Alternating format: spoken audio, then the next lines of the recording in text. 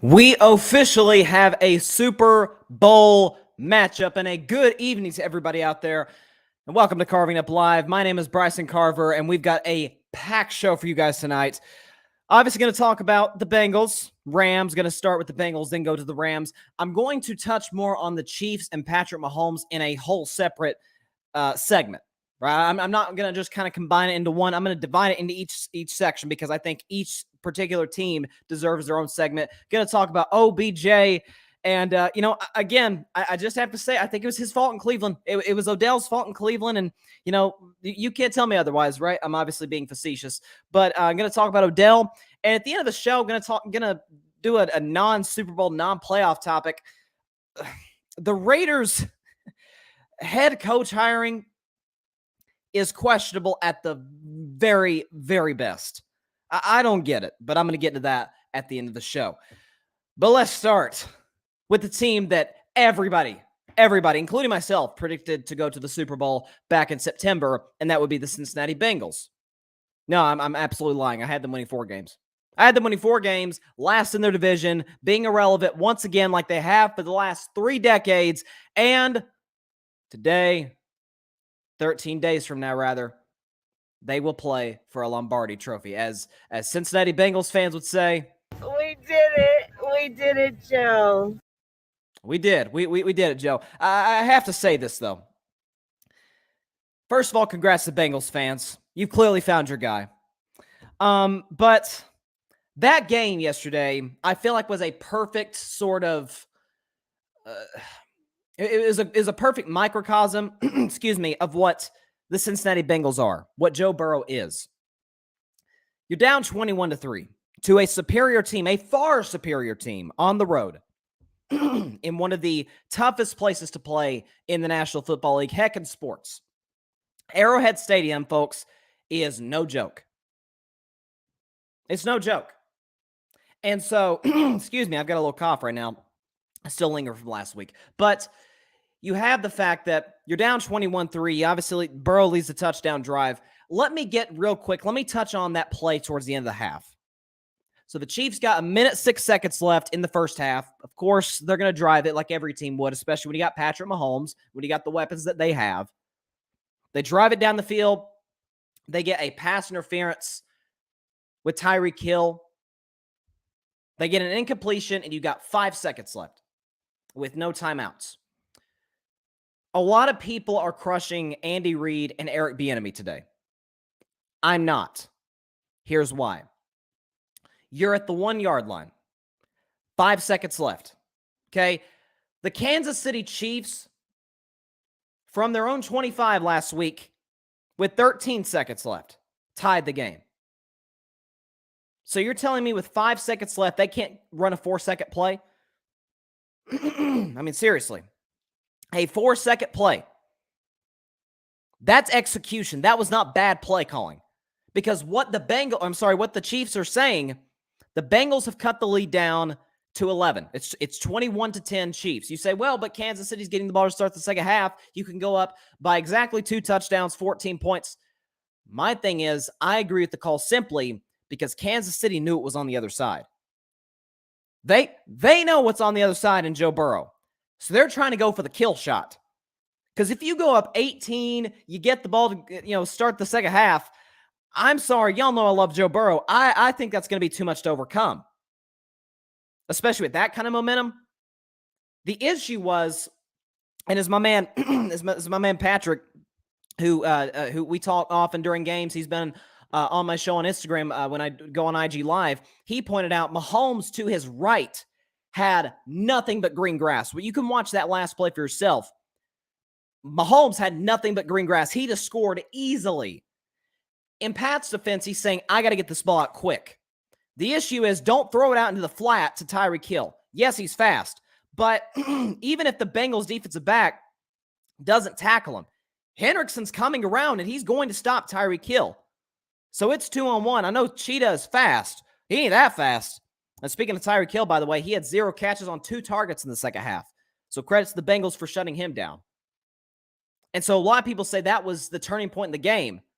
And you should have taken the 3, If you're going against, let's say the Chiefs were playing the Titans, yes, you take the 3. You're playing Ryan Tannehill. You're going up 2 touchdowns.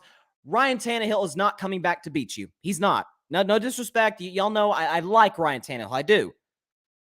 He's not Joe Burrow. That's very obvious. And so what Andy Reid and Eric Bieniemy are saying, hey, guys, we got to let's end it right here. Cincinnati's not coming back from 18 points down. Not at Arrowhead. Not with us getting the ball to start the second half with a ton of momentum. So I'll defend Eric Reid. I'm sorry, Andy Reid and Eric Bieniemy. I'll defend them. But in the second half, and you know what's crazy too, Joe Burrow didn't put up just ridiculous numbers. I mean, the last time these two teams played, Joe Burrow was like Madden. He was like a video game.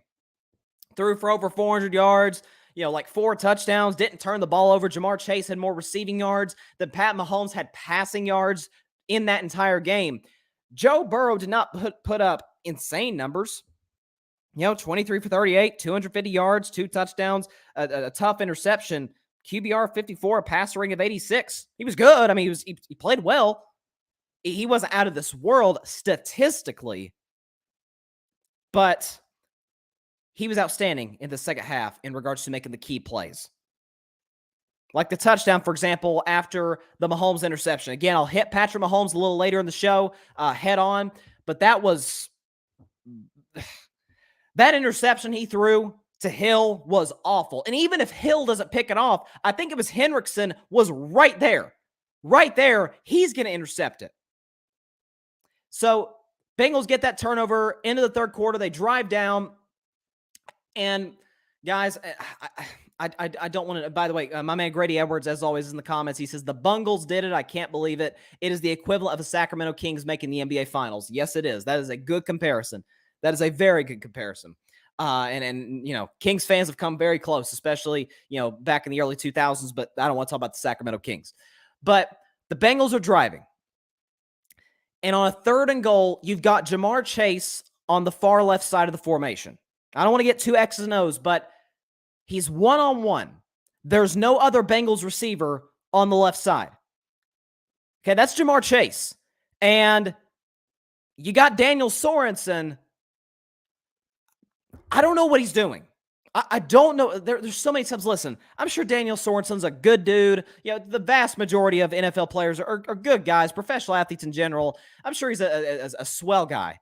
But there are so many times during these Chiefs games, I'm sure Chiefs Kingdom, you can attest to this. He's lost. And this guy's been in the league, 4 or 5 years? Like, you got to know these things by now. And so the fade to Chase, Sorensen's just like in no man's land. He's like, okay, what am I doing? Like, he didn't blitz Burrow, and he didn't give the other defensive back, I think it was Ward, any safety help over the top on the fade to Chase. So I don't know what Sorensen's doing for the life of me, although I say that just about every game with the Chiefs. But they tied it up. They take a 3-point lead, 27-24. The Chiefs, after a crazy last 2 minutes, they tie it. And must I say, I don't hear anybody complain about overtime rules today. Just saying.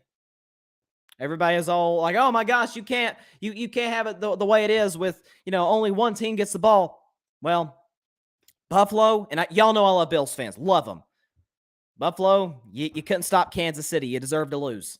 Cincinnati, not only did you stop Kansas City, but Pat Mahomes went 0 for 3 and you picked him off on the 3rd down. Okay, you deserve to win that game because you stopped Mahomes. And so, but of course, they drive it down. Joe Mixon does the bulk of the work, running them down into what's a chip shot field goal. And the man who has as much ice in his veins as Burrow, Evan McPherson, out of the hated University of Florida Gators, he hits the game-winning field goal.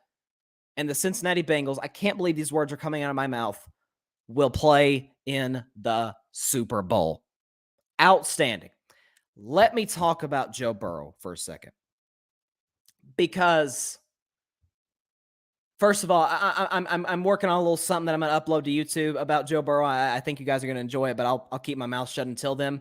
But let's just say I wasn't that high on Joe Burrow coming out of the 2020 draft. I liked Herbert better, which I don't think looks absurd. I mean, Herbert's been outstanding. What does look absurd and stupid, frankly, is that I like Tua better. My bad. But I wasn't a Burrow fan out of 2020. But I got to admit, I don't think this is a hot take. I don't think this is, oh, come on, Bryce. You're a prisoner of the moment. I'm going to say it. Joe Burrow's a top 3 quarterback in the NFL. He's top 3 right now. He is. Here's why. I thought about all the quarterbacks in the NFL, all the 32 starters. I could think of two that pulled off what Joe Burrow just pulled off these playoffs going into the Super Bowl. Tom Brady, who's probably about to retire, so he's going to be out of the equation, completely, and Russell Wilson. That's it. When you look at, this is the same Bengals roster. They added Jamar Chase, obviously. This is the same Bengals roster, pretty much, that went 4-11-1 last year. After Joe Burrow got hurt, they were a wreck. They were a wreck. They were awful. By the way, they won 2 games the year before that. They won 2 games, in 2019. They won 4 games in 2020. They won 10 games, the division, 3 playoff games, and they're in the Super Bowl today. And it has everything to do with number 9, Joey B. When you consider the fact, yes, Jamar Chase is a great player. Great player. When you look at and T. Higgins, I liked T. Higgins out of Clemson 2 years ago. He's a really good player. Okay, Tyler Boyd, good slot receiver. Joe Mixon, excellent running back. It's still a roster. The offensive line, you guys know this, and it was on display once again yesterday. Folks, that offensive line is unwatchable. It is hard to watch the Cincinnati Bengals operate an offense when Joe Burrow has, these 5-step dropbacks. Because guys are in the backfield like that. We saw it last week against the Titans. 9 sacks, tied a playoff record. The offensive line is bad. I don't know what the heck they're going to do next week against Aaron Donald and Von Miller. Don't know what they're going to do. Especially with their starting tight end out now. That's a killer. But you have that. The defense, although it played well in the second half yesterday, it comes and it goes. Zach Taylor, I see my man Grady commented about Zach Taylor. He says, credit to Zach Taylor. I thought he was a miserable coach his first 2 years. I don't think Zach Taylor is a miserable coach. However, I don't think he's earned the credit that some people are giving him. Here's what Zach Taylor has done. He hasn't screwed it up. Like Zach Taylor, even Sean McVay, I'll talk about the Rams in just a second, but even Sean McVay had some moments. Y'all know what I'm talking about last night. We're like, what the heck are you doing, coach? Zach Taylor, he doesn't make any, calls or decisions like, the heck you doing, Zach? He doesn't. But Zach Taylor's a good coach. He's good. He's not Andy Reid. He's not Mike Tomlin, Belichick. He's not Mike Vrabel. And so when you look at what Joe Burrow pulled off this season and these playoffs, folks, the Bengals have the worst roster in their division. I'm serious. They have the worst roster in their division. Baltimore's is better. Pittsburgh's is better. Cleveland's is way better. Cleveland, look at the 2 quarterbacks in Ohio. Holy cow. In Cleveland, you got a guy who's holding the roster back. And Cincinnati, you got a guy who is literally dragging the roster. That is not a Super Bowl roster that's going to be playing in the Super Bowl 2 Sundays from now. It's not. And yet still, Joe Burrow did that. Joe Burrow did that. Put up outstanding numbers in the regular season. Numbers are not going to blow you away in the postseason. He's got the 2 interceptions. One of them probably shouldn't have been a pick last week against Tennessee, but you get what I'm saying. But he makes all the plays that matters. You see all those times he's avoiding, pass rushers in the pocket. He's breaking out of sacks, either running for first downs, throwing for first downs. The kid is different. Only Tom Brady and Russell Wilson could have pulled that off. We've seen Brady, especially like those last couple of years in New England, drag some pretty average rosters to the Super Bowl, and in some cases winning the Super Bowl. Russell Wilson has dragged some bad Seattle rosters to division titles. Seriously. Okay. Y'all know I have an affection for quarterbacks that drag their teams to great places. You know I love my man Dak. Got his freaking bobblehead over my shoulder. Y'all know I love Derek Carr. Okay. Those guys are teams that can drag decent rosters, okay rosters, to double-digit wins, and in some cases, in Dak's case, a division title. Joe Burrow just dragged a below-average roster to the Super Bowl. You think Aaron Rodgers could have pulled that off? Give me a break. Are you kidding me? His defense gave up 13 points, and he lost at home with the weather on his side. You think Kyler Murray could have pulled that off? Man's never won a playoff game. Do I think Dak could have pulled that off? No. I love you. Y'all know I'm the biggest Dak fan on earth. He could have pulled that off. Derek Carr, no. Justin Herbert, he's got a better roster than Burrow, and they didn't make the playoffs. It's not his fault they didn't make the playoffs, but they didn't get in.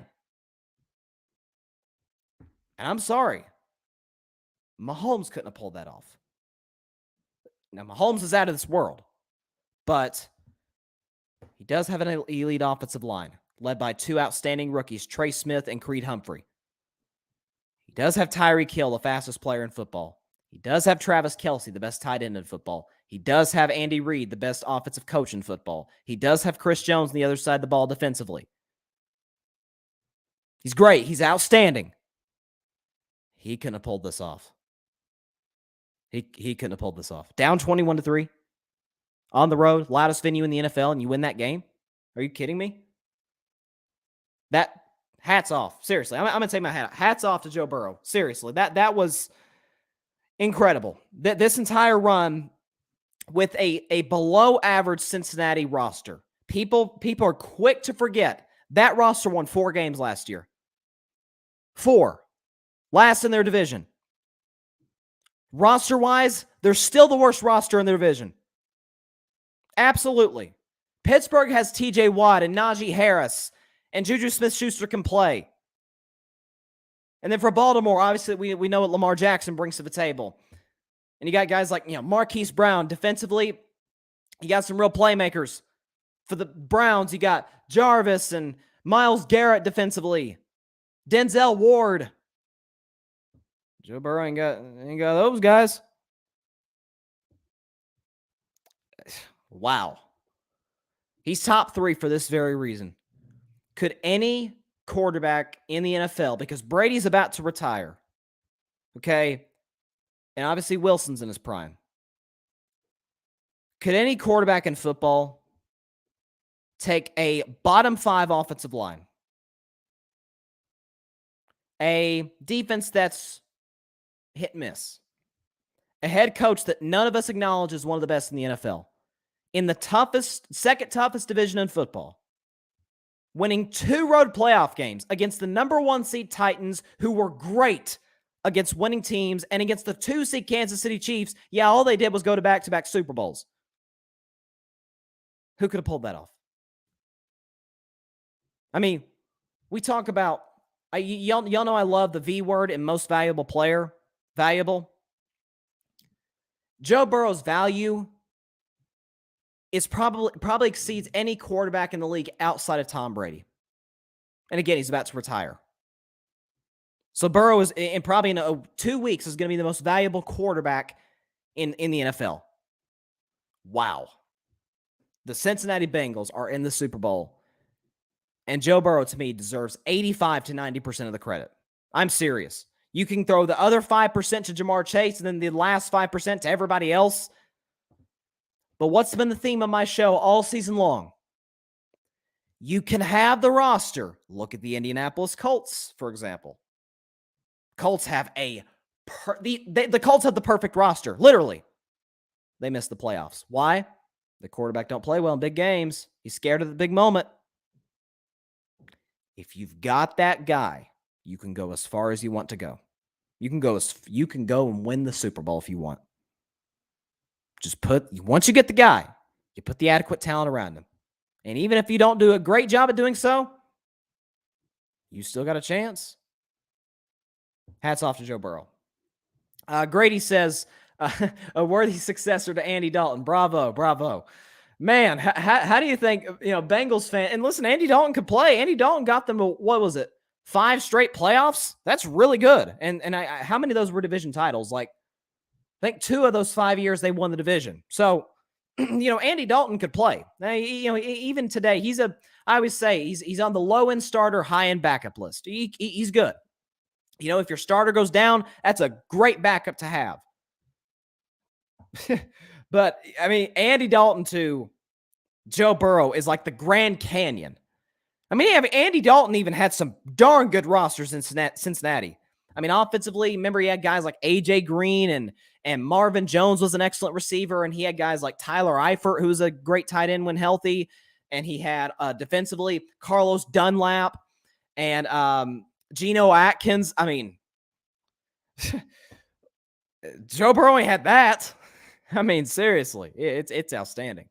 And the guy, listen, Bengals fans, Bengals fans, first of all, congratulations once again. But to the Bengals front office, led by their owner, Mike Brown, who has a reputation as one of the cheapest owners in the league, you better spend that money and put a great offensive line around him. If you do, get ready for a lot of this.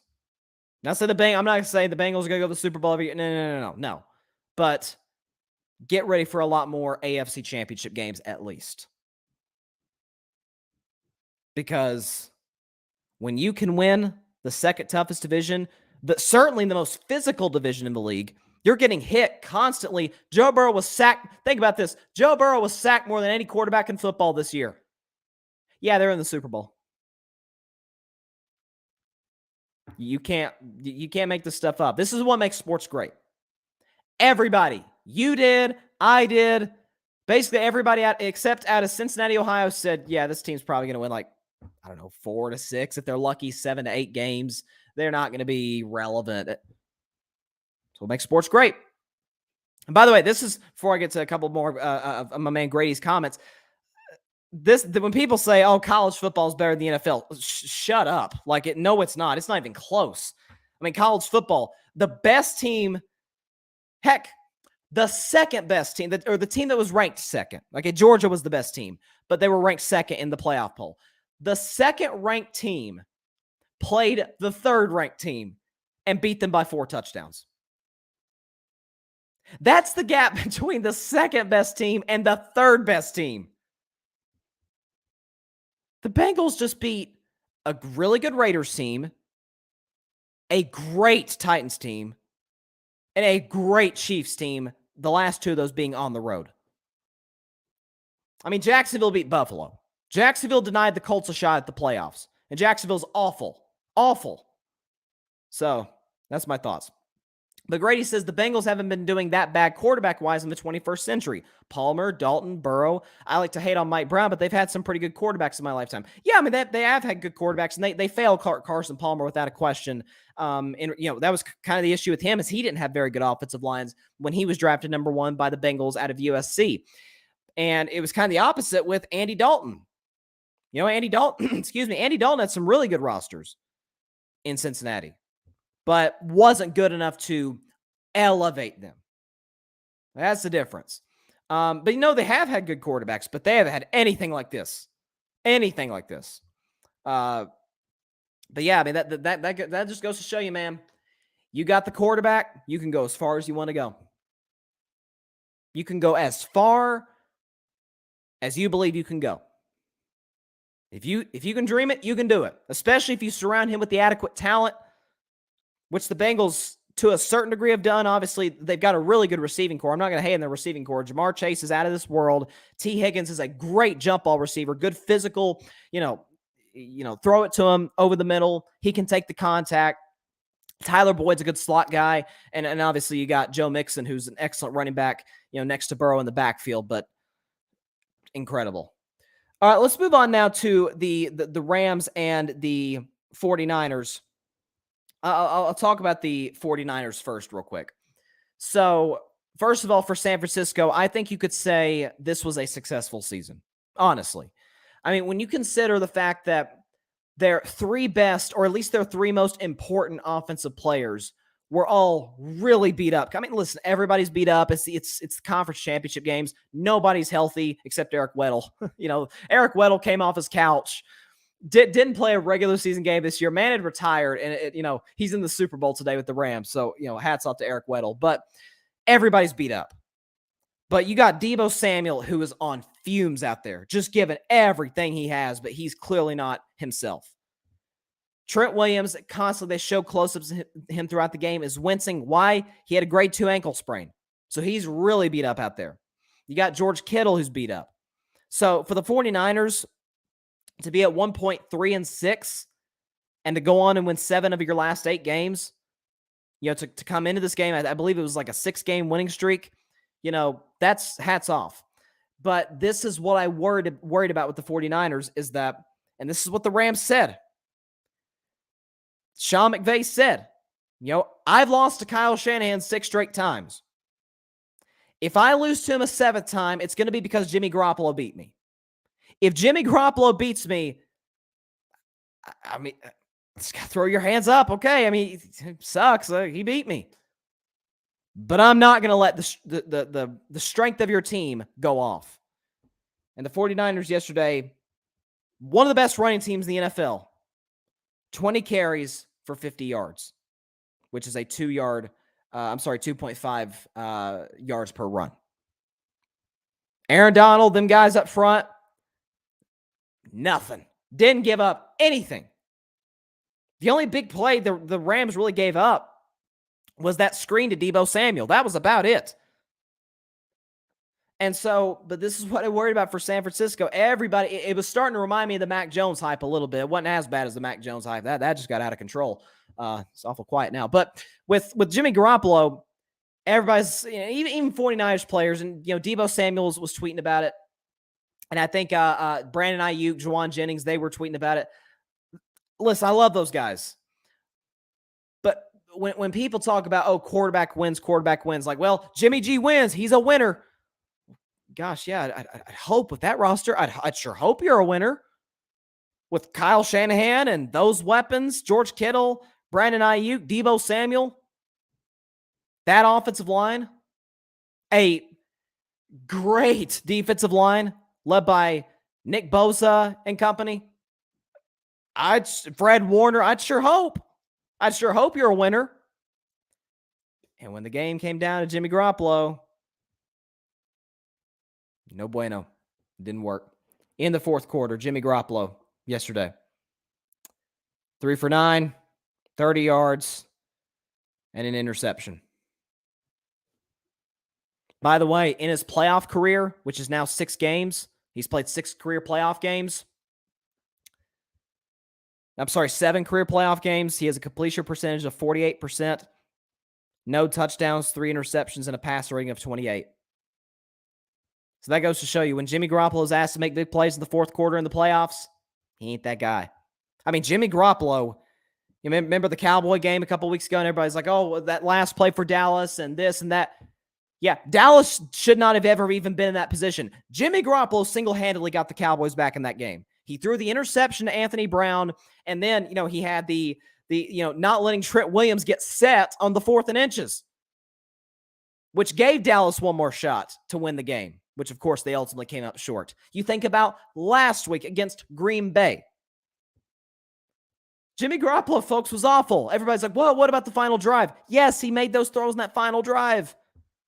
They scored 6 offensive points. Guys, the special teams got more points than the offense. The special teams got 7. The offense was able to muster 6. They were lucky they were playing Aaron Rodgers and not, Matt Stafford or somebody, or, Joe Burrow. They're lucky they were playing Aaron Rodgers because we know what he does in the postseason. Jimmy Garoppolo's being dragged by a great roster the last 2 playoff runs. And John says he won before they got all that talent. They already had it, though. I mean, in New England, in the relief games he's got Edelman, Gronk, and a top 5 defense in a bad division. I mean, I'd sure hope you can win. Jimmy G has his moments. He's not like the Andy Dalton category. He's not like the the low end starter, high end backup. He's not bad. He's a starter. He's a good player. He's a good quarterback.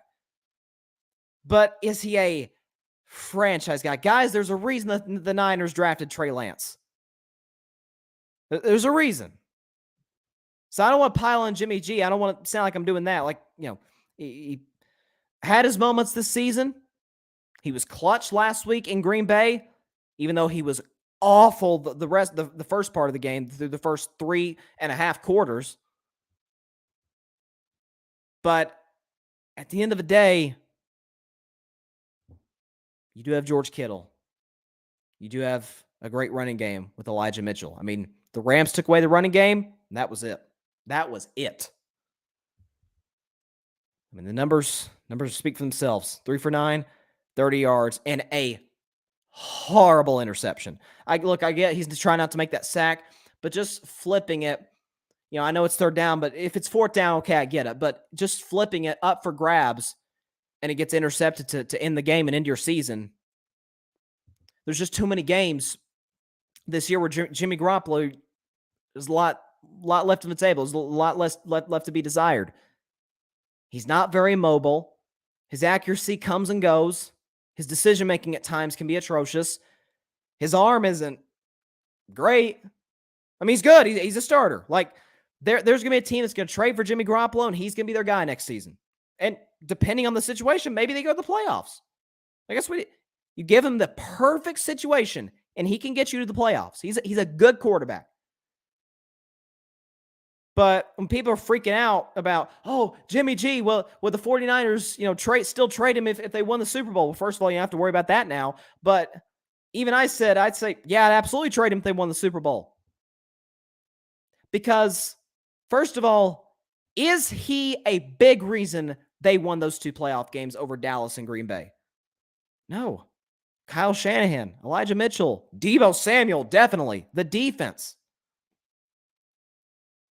I mean, at the end of the day, you got to look around and say, he's kind of got the perfect situation. I mean, why were the Chiefs? I mean, think about the Chiefs in 2017. Alex Smith statistically had the best year of his career. Best year of his career to that point in what was a 13-year NFL career at that point. The Chiefs won the division, won double-digit games. Alex Smith was amazing. And they traded him as fast as they could. Why is that? Because they saw this kid from Texas Tech that they had ready to go. They're like, oh, shoot, this guy is, wow. Patrick Mahomes. Why are the 49ers rushing to trade Jimmy Garoppolo? Why are all the rumors all season, got to trade Jimmy Garoppolo? Because they see what they have in Trey Lance. And so I just want to tell you, 49ers fans, get ready. Because this is about to be you're going to see the best quarterback play that you've ever had consistently over a long course of time since Steve Young. Okay? Trey Lance is going to be special. With those playmakers you got, the arm he has, the way he can move around the pocket, unlike Jimmy G. He's got good leadership intangibles from what I hear. He's coachable. Oh, yeah, you got a franchise quarterback. How many second-year quarterbacks have had great second years? Carson Wentz. Think about how bad Carson Wentz was. Even he had a great second year. Lamar Jackson won the MVP his second year. Patrick Mahomes won the MVP his second year. So I'm just saying. I mean, look at the numbers Justin Herbert put up this year in his second year.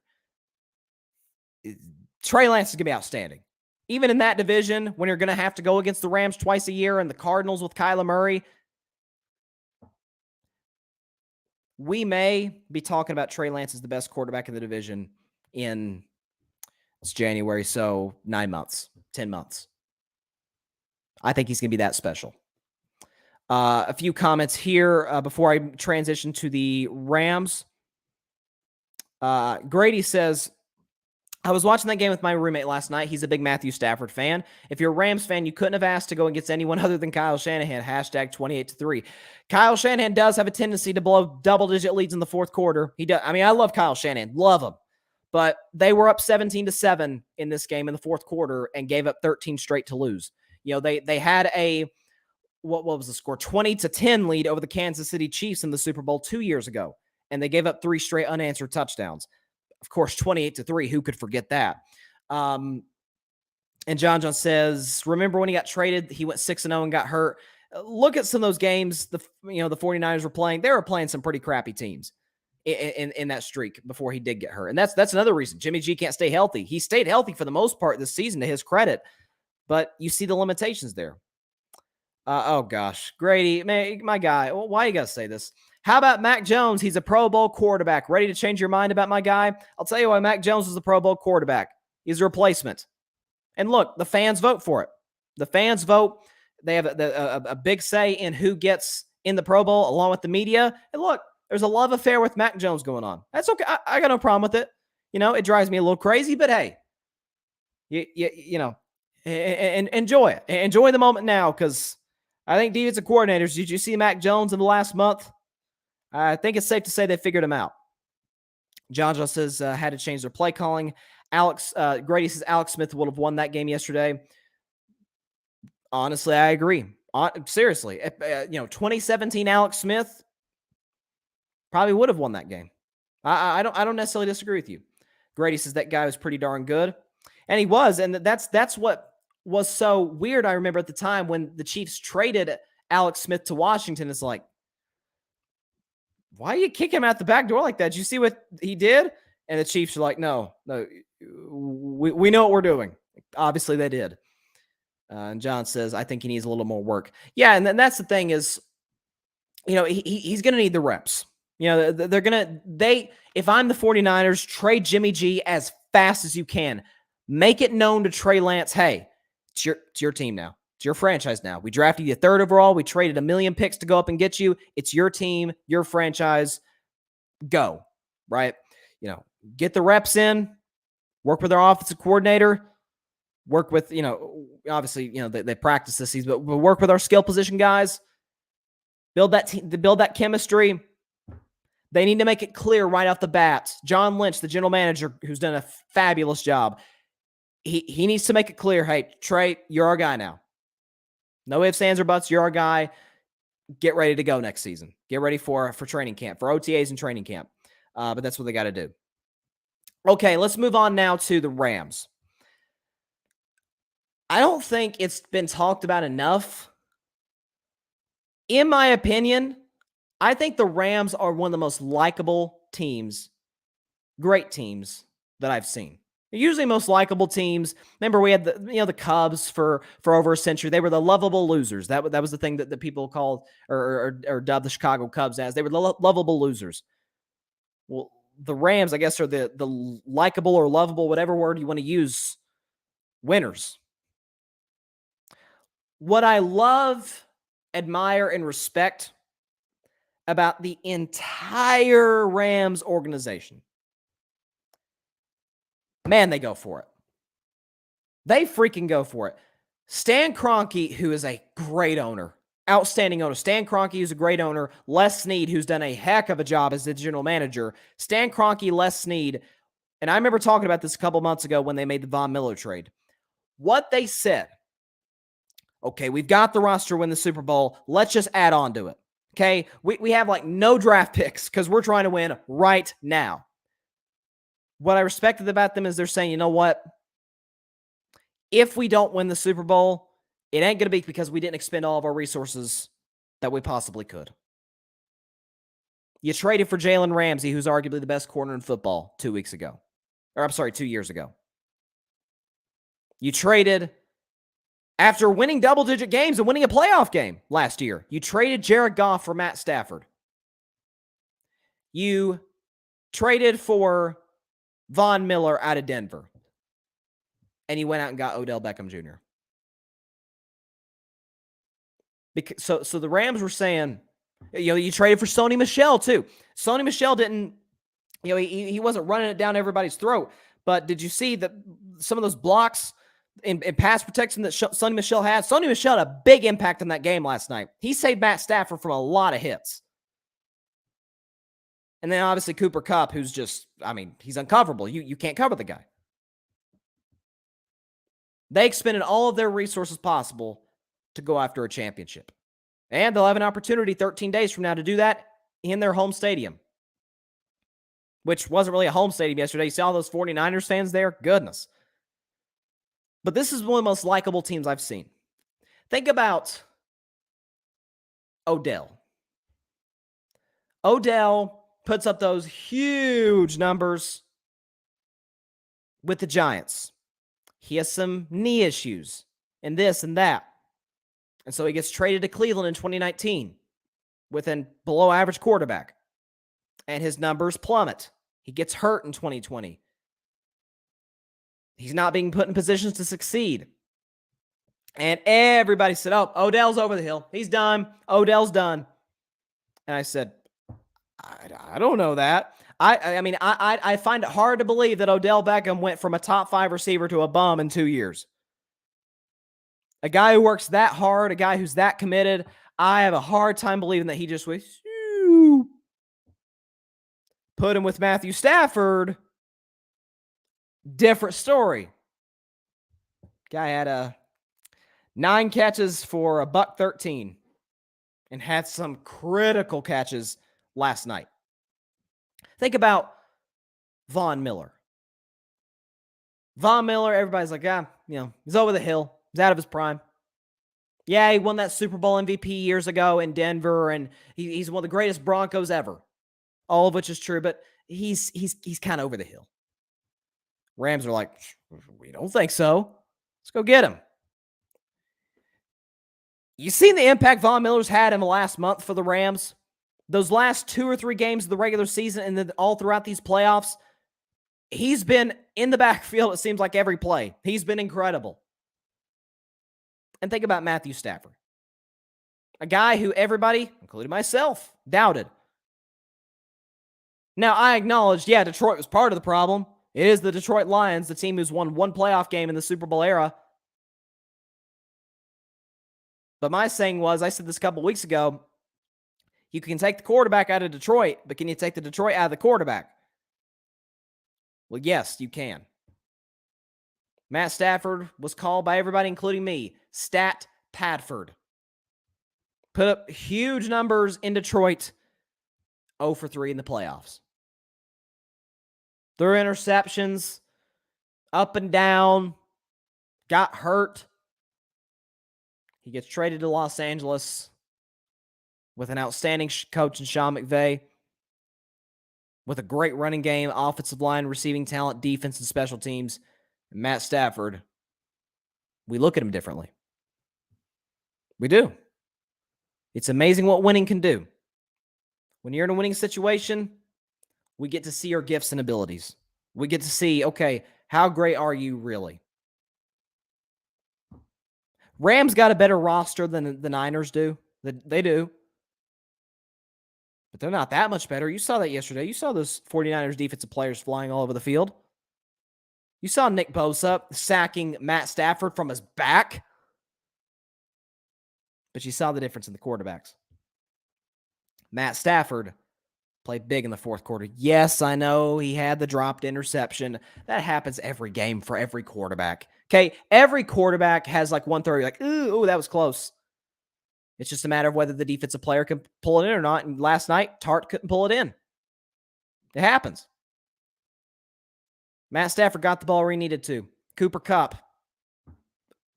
Offensive Player of the Year, no questions asked. Odell Beckham. That's what Matthew Stafford has done all season long. So these are I don't think we're talking about this enough. This is one of the most likable, loaded rosters ever. Because really, when you get down to it, it's kind of a bunch of underdogs.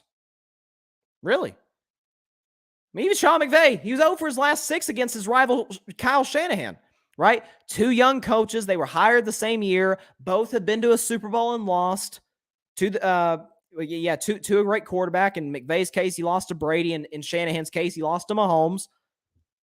That's what he's working with.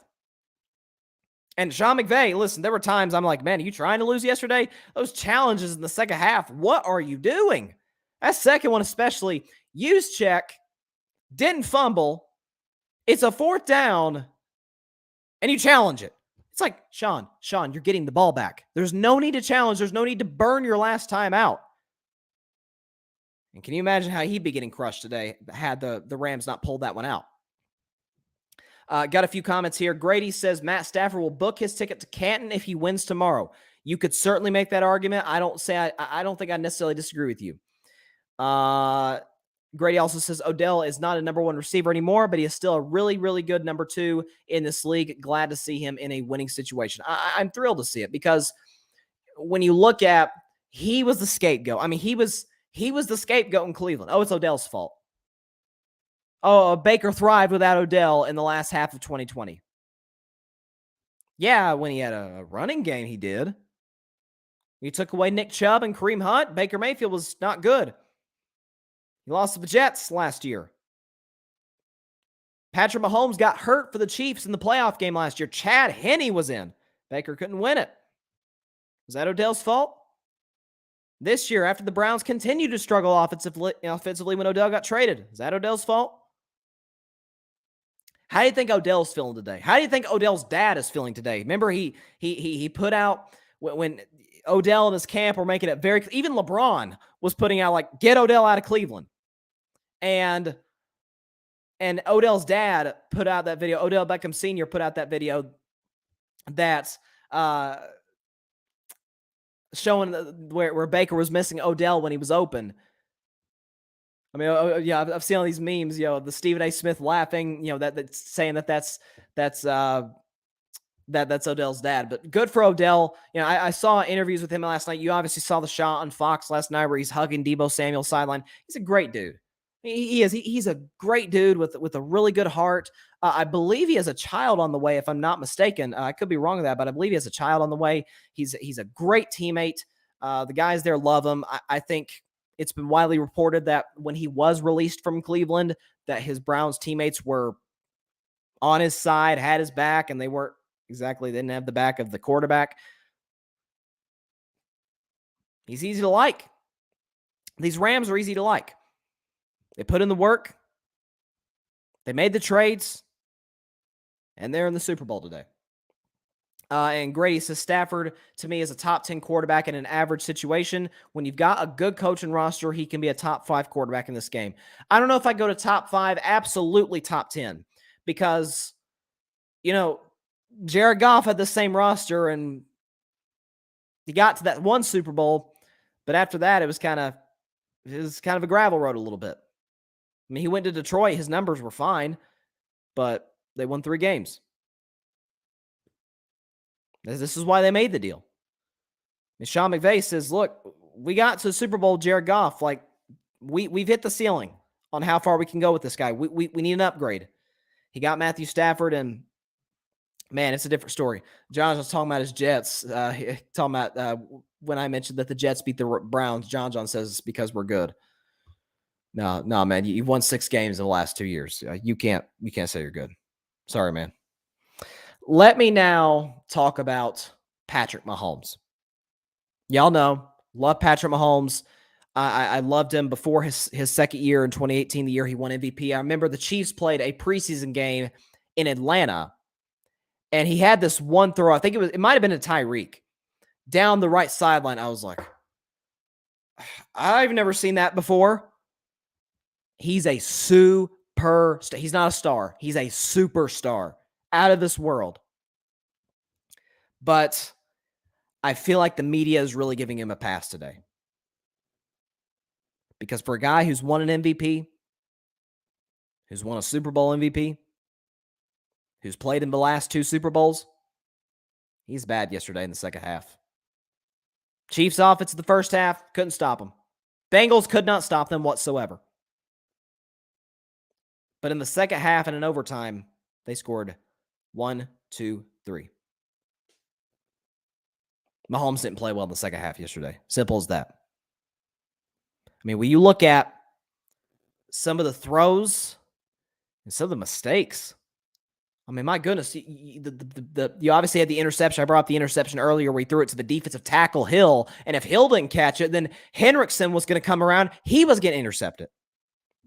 So Mahomes was off as not even like scratching the surface. He was bad in the second half yesterday, right? There were times where the offensive line was giving him all kinds of protection. And this has been my issue with Mahomes is he's trying to make the greatest play ever every play. Check it down. If there's nothing there, throw it out of bounds.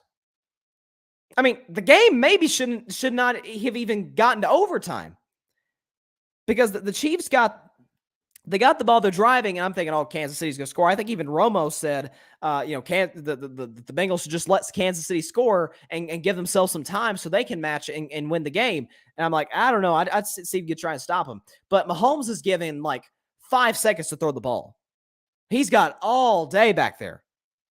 And he's moving and grooving and dancing and trying to find somebody. It's like, Pat, just throw it out of bounds. Just throw it. Pat, no. What do you? Oh, my goodness. And he fumbled. Got strip sacked, fumbled. It ended up being a loss of 15 yards and ended up setting up a 44-yard field goal that would have been a 29-yard field goal for Harrison Butker. To Butker's credit, knocked it right down the middle to tie the game and send it to OT. And Chiefs, you won the coin toss. And on those 3 throws that Patrick Mahomes made, the first one, I believe it was to was it to Hardman? No, I think it was to Mecole Hardman. It might have been to somebody else. Let's see. I think it was Hardman. No, Demarcus Robinson. I'm sorry. The out route, the little 5-yard out route to Demarcus Robinson, just shot it right over his head. Like, gosh, that was off. He was open. The second one, he's trying to fit it in a little slant to Tyreek Hill, and that should have been a pick 6. Like, the game should have ended right there. And then he has the third down where he just heaves it up in the air to Tyreek in double coverage, and it gets intercepted. I mean, again, if you are a superstar, which Patrick Mahomes is, I'm not here to poo-poo on this man in the slightest. We know what this man has accomplished. Okay, he's going to be playing in more Super Bowls in the future. That was bad in the second half. When you've got that offense, some of this was good defense by Cincinnati. But what's the old saying? It's a basketball saying, but it applies to football. My man Mark Jackson, get that man a head coaching job in the NBA. But Mark Jackson says, great offense beats great defense any day of the week. Yep.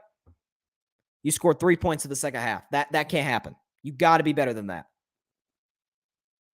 You got a 21-3 lead over an inferior opponent.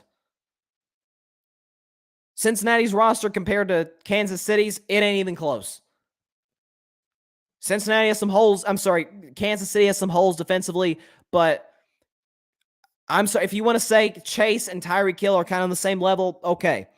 Cincinnati's got nobody as good as Travis Kelce. And you do have weapons such as Demarcus Robinson, Mecole Hardman, who had a big game last week against Buffalo. So you got a much better offensive line. Much better offensive line than Joe Burrow. You got Tooney and Trey Smith, my man out of Tennessee, and Creed Humphrey, who's been the best second best offensive lineman rookie in the league, to Rashawn Slater with the Chargers. You've got everything around. You've got Andy Reid. You got Eric Bieniemy. You can't choke a 21-3 lead. I've heard a lot of people blaming Andy Reid and Eric Bieniemy. They deserve blame. But if you're a superstar MVP quarterback, you've got to be better. 21-3 at home against an inferior opponent. They can't stop you in the first half. You got to come up big there. You know, for the Chiefs, I mean, I've heard for the last 2 years, this is the next NFL dynasty. They're going to win Super Bowls with more Super Bowls with Patrick Mahomes. I'm not doubting that. But dynasties win multiple championships in a short period of time. You had Tyreek Hill talking about we're a dynasty now. And you had Chris Jones with the old LeBron Heatles comment, right? Not 1, not 2, not 3, Tom Brady's the GOAT because he was asked years ago, what's his favorite ring? He said the next one. It feels like the Chiefs are trying to be the next dynasty. You don't just become that. You got to earn it. They'll be back next year. They're going to win the AFC West next year. They're going to be one of the top 2 seeds in the conference next year. Patrick Mahomes is going to have a remarkable season again next year. But with those weapons, at home with a 3-score lead, bro, you got to be better than that. That's unacceptable. I would have crushed Aaron. Listen, I got to be consistent. I'd have crushed Aaron Rodgers today if he had done what Patrick Mahomes did. I would have. Mahomes is an MVP just like Aaron. You got to be better than that. And listen, to Pat's credit, he took the blame after the game. He even said himself, look, you got a 21-3 lead. Like, we can't lose that game. So he took accountability. He took blame. He wasn't, unlike Aaron Rodgers, he wasn't just taking shots at everybody. He owned it. He's accountable. He's a great leader. They're going to be back. There's no question about it. But you got to bring that home. You got to bring that home. But again, I think the media is giving him too much of a pass. He wasn't good enough yesterday. Wasn't good enough to win that game. Not in the second half. That's where your money's made. Second half and overtime of playoff games, and he didn't come through. Grady says, you're going to hate me for this, but some of Patrick Mahomes' weaknesses are the same as Steph Curry's deficiencies. Too much front running and too cool for school type of decisions. What cost the Warriors finals in 2016? To Steph, you do make good points. Like, the one thing, y'all know I love Steph. The thing that drives me crazy about Steph sometimes is obviously everybody remembers the behind-the-back pass in the finals in Game 7 where he just threw it into the second row. Like, what are you doing, Steph? This is Game 7. He'll have those turnovers like, Steph, like, slow it down a little bit.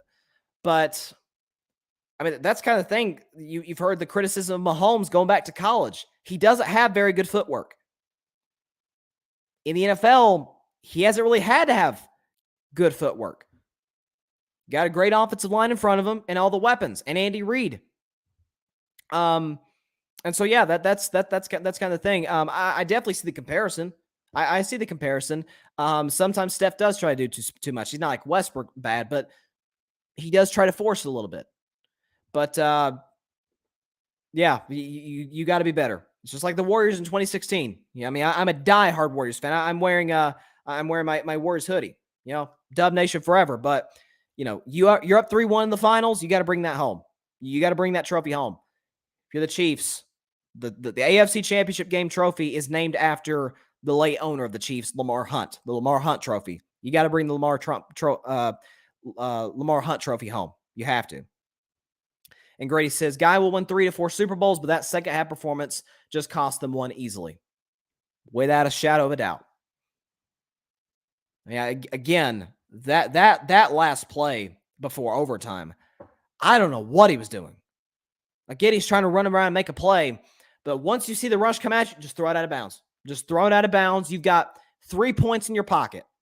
Okay, at that point, it had been a 29-yard field goal. Butker's going to make that. And he made the 44-yarder, but don't make it tougher on your kicker.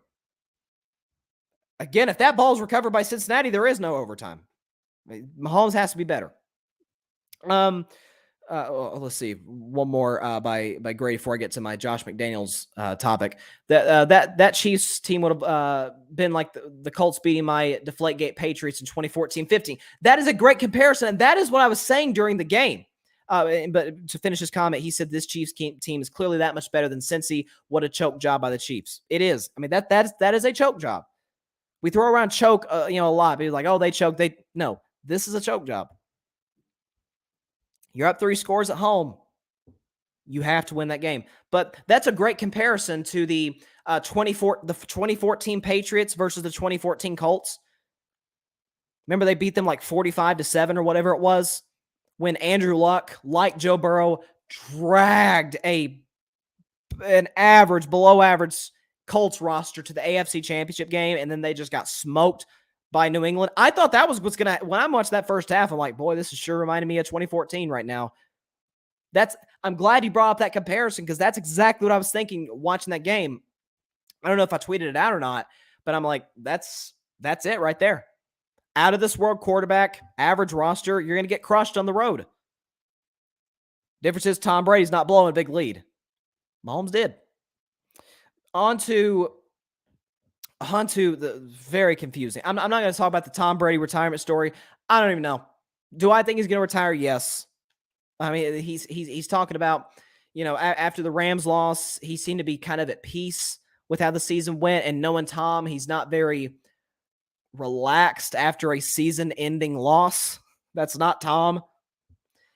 So I trust Adam Schefter. I trust Ian Rappaport. I trust, I think was it Chris Mortensen? It might have been somebody else. I think I'm getting somebody's, Jeff Darlington. I think it was Jeff Darlington of ESPN.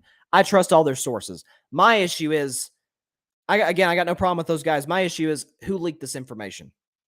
Somebody that knows Tom leaked this information to those three insiders. Jay Glazer as well. They leaked it to him too. So for Tom, my thing is, look, guys put 22 years into this. He's earned the right to announce when he's going to retire. He's the greatest player in league history. He should announce it, not an insider. And again, I'm not banging on the insider. Not against them. It's whoever leaked it to them. I think Brady's going to retire.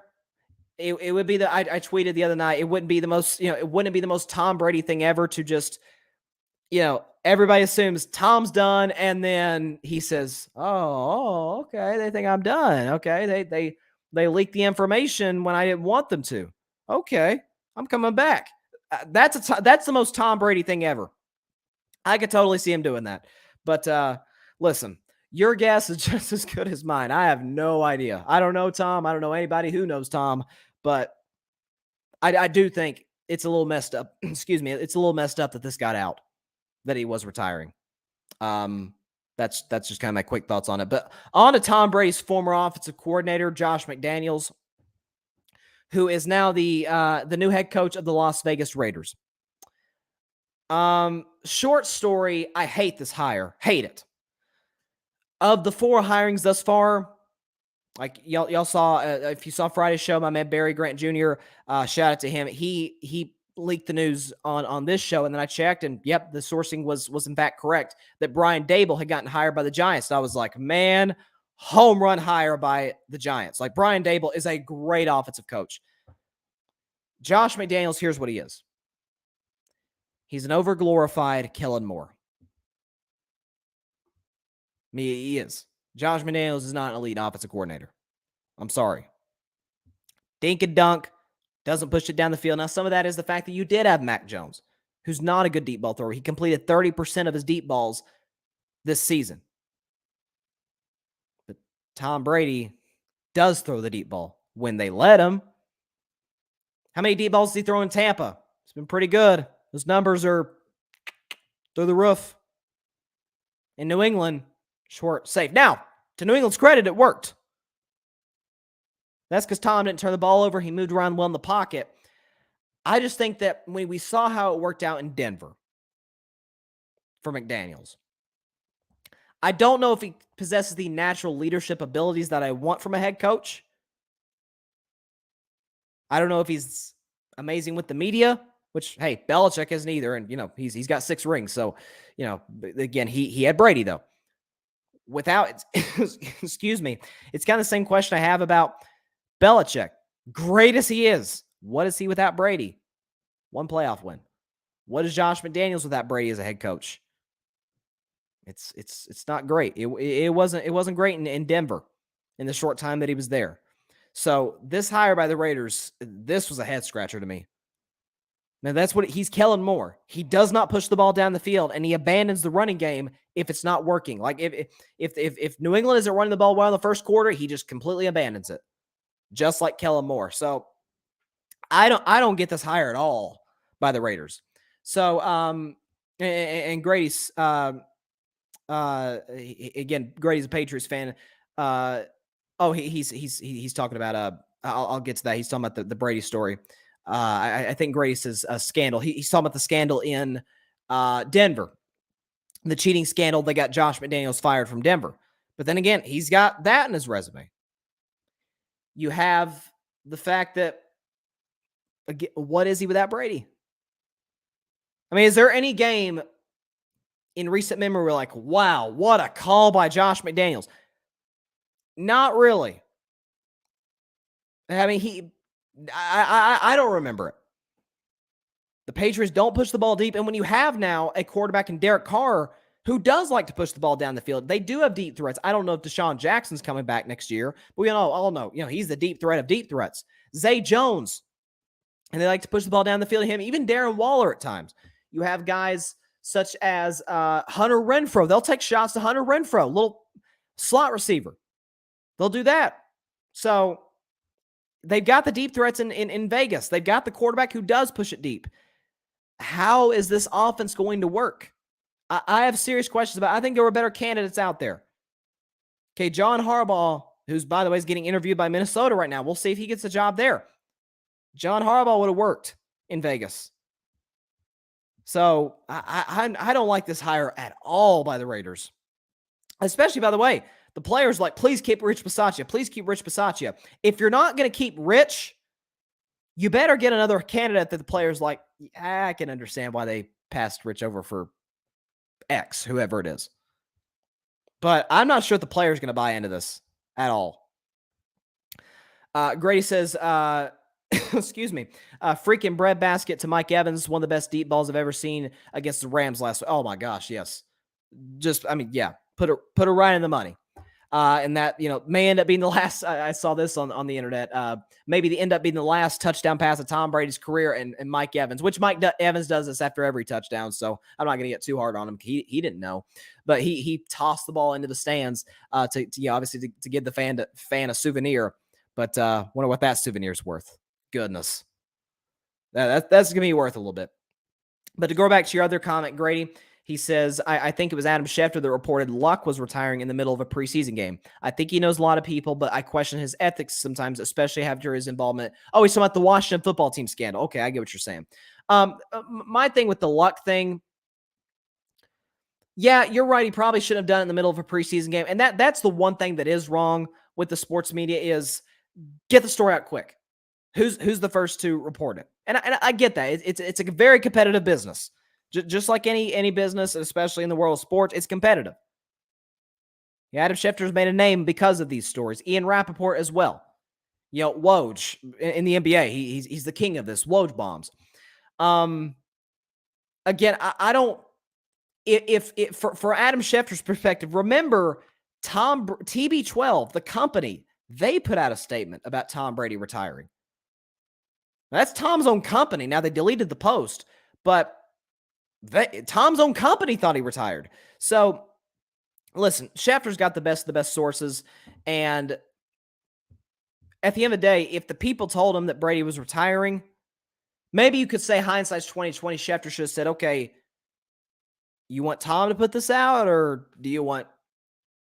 But maybe that was Schefter's mistake, is not asking, hey, you want Tom to put this out? But my biggest beef is with whoever leaked this to Schefter, or to Ian Rappaport, or to Jeff Darlington, or Jay Glazer.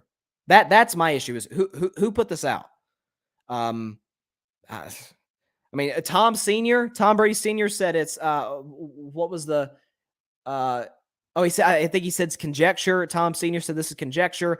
Tom's agent, Don Yee, said, nope, he has not made a decision yet. The Bruce Arians said he hasn't made a decision yet. Apparently Tom called the Bucs front office to tell him, hey, I haven't made a decision yet, so don't believe these retirement news. I haven't made my decision. But I think he's leaning that way, but we'll see.